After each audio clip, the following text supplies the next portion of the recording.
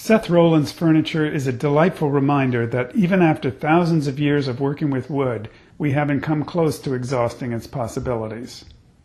Over the last decade, Rolland has built a wide array of pieces by treating wood as if it were construction paper and he were a kid with scissors.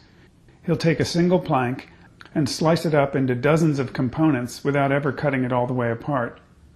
The entire top structure of this demi-lune table is one piece of wood that is still connected. To make the table, he starts with a hunk of ash 30 inches long, 3 inches thick, and 10 inches wide. He makes a series of stopped cuts on the bandsaw, some from one end, some from the other. Then he stands the piece on edge to make the cut that will give the underside of the table its curved profile. After some sanding and a bit more machining, Rolland opens the workpiece like a fan. The slats he's cut are so thin that the whole thing behaves a bit like a slinky at this point. But when he glues in a couple of walnut splines at the center, the delicate-looking structure becomes quite rigid. It was while building this table 10 years ago that Rolland got the idea for his sliced work. The table's top is comprised of 125 wedge-shaped pieces, and it required 15 separate glue-ups. Somewhere along the way, he had the thought, hey, what if, instead of cutting boards up into tiny little pieces and then gluing them back together, I didn't cut them all the way apart? Not long afterward, he built this wall-mounted coat rack from a 6-foot-long 4x4 of ash. He sliced into one end of it and steam bent the resulting fingers apart. For this coffee table, he turned the experiment on its side. He milled up 2 pieces of ash, 3 inches thick and 5 inches wide. Then he sliced into them from one end, steamed them, and fanned out the 3 layers. Rolland used the same technique for this hall table. But after making the first 2 bandsaw cuts, he rotated the workpiece onto another face and made 4 more stopped cuts, dividing the workpiece into 15 fingers, each about an inch square.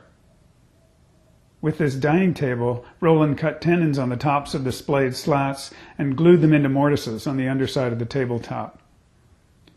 He did the same with these console tables, but let the outer slats grip the sides of the tabletop. Before he made this coat tree, his sliced pieces had been cut from one end only. This piece, which started out with a 4x4, was his first experiment with cutting in from both ends. Then he began experimenting with cuts from both ends that passed by each other. One experiment resulted in these shapes. He liked them a lot, but didn't know how he could use them, except as sculptures. Then a longtime client saw them and asked Rolland if he could make a table like that. So he set to work. And it turned out that yes, he could. The 2 legs of the table began as billets, 2 1/4 inches square. The shape is extremely strong in compression and produces almost no waste, just the bandsaw curves. He's since made them in a number of variations.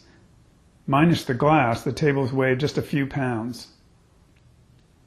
Rolland was cleaning up his shop and trying to figure out how to make use of a stack of cut-off ends of planks when he came up with this design for bookends.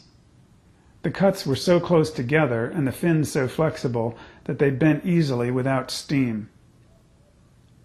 Another experiment with cut-offs resulted in these bookends.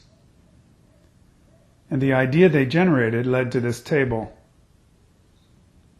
Since then, a similar concept has resulted in a lamp design and a number of vases. Rolland's most extreme sliced piece so far is this hall table, which he calls Dreamcatcher. Except for the top and the stretchers, the whole structure is made from a single piece of ash, 3 feet long, 2.5 inches thick, and 5.5 inches wide. After he slices it up and steams it, he just pulls it apart and expands it into this structure. It's hard to imagine where Rolland will take his slicing technique next, but I'm sure it will be very interesting to find out.